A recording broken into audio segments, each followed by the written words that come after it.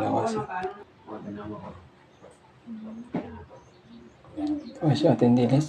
Yan. Yung ating mga gulay natin. Yan. Sitaw, malunggay, saka ating kalabasa. Yan.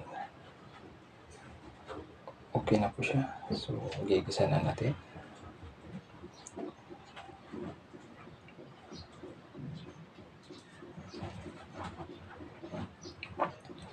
Yan mga guys, simpleng gulay lang po ito. Hindi na po kailangan ng marami pa. Yan pala yung ating gata. Yan, Kokomama fresh gata. Yan. Yan.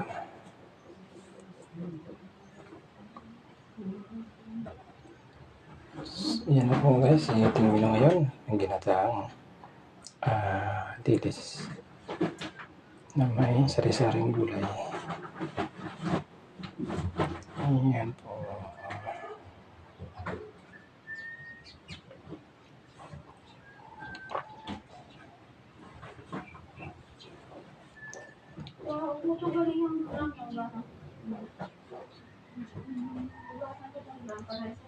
Ayan mga guys.